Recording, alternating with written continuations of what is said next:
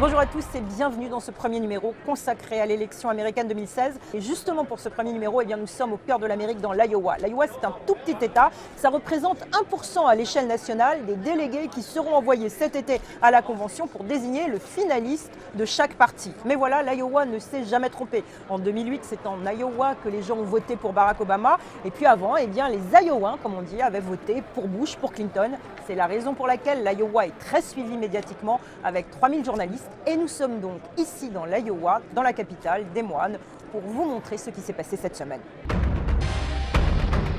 Le news de la semaine, évidemment, dans l'Iowa, c'est Donald Trump. Donald Trump qui mobilise l'attention médiatique. On ne parle dans ce pays, dans cette élection où il n'y a pas de contrôle de temps de parole, que de ce candidat populiste. Alors Donald Trump, pourquoi c'est le news de la semaine? Eh bien parce qu'il y avait un débat organisé par nos confrères de Fox News et Donald Trump a refusé de participer au débat en disant qu'il ne voulait pas aller à un débat où il y avait la journaliste vedette de Fox News, Megyn Kelly. Sur Twitter, Donald Trump a affirmé que Megyn Kelly n'était pas, je cite, non pas une bimbo, mais une journaliste trop légère. Évidemment, Fox News a soutenu ces journalistes. Et bien du coup, Donald Trump a décidé d'organiser à la même heure un meeting avec des vétérans d'Irak et d'Afghanistan, du jamais vu dans une campagne présidentielle américaine.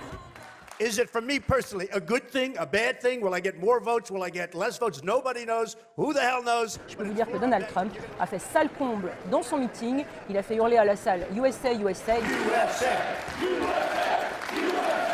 Il n'a pas dit grand-chose, mais décidément, il y a un effet Trump ici dans l'Iowa et tout le monde attend de voir si ça va se concrétiser dans les urnes lundi. Côté démocrate, il y a évidemment un suspense et c'est pour ça que l'Iowa est si important, car Hillary Clinton, qu'on croyait imbattable, Hillary Clinton, l'ancienne secrétaire d'État, Hillary Clinton, qui a une machine de campagne extraordinaire, qui a une fortune considérable, qui a son mari, l'ancien président des États-Unis, qui vient aussi ici en Iowa faire campagne avec elle, eh bien Hillary Clinton, selon les sondages, est actuellement mise en difficulté par un homme qui s'appelle Bernie Sanders. Alors Bernie Sanders, on le surnomme dans l'Iowa simplement Bernie. C'est un candidat de 74 ans, un sénateur qui se dit indépendant du pouvoir politique, un homme qui dit vouloir faire une révolution politique, lutter contre, dit-il, l'establishment. Il attire en ce moment des milliers de personnes. Il fait une campagne très romantique avec une pub tout aussi romantique. Regardez.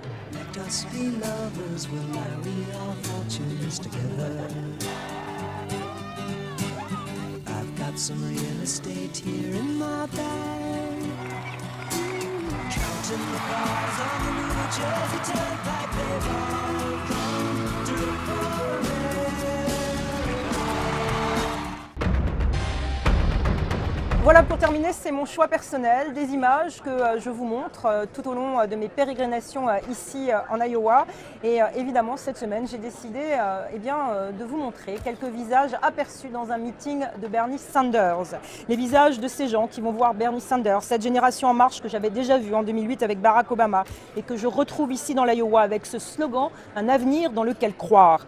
Hillary Clinton, on l'a vu aussi cette semaine dans l'Iowa faire des meetings ou encore est toujours protégée par les Secret Service. Elle revendique avoir beaucoup d'expérience pour diriger le monde critique dans lequel on est.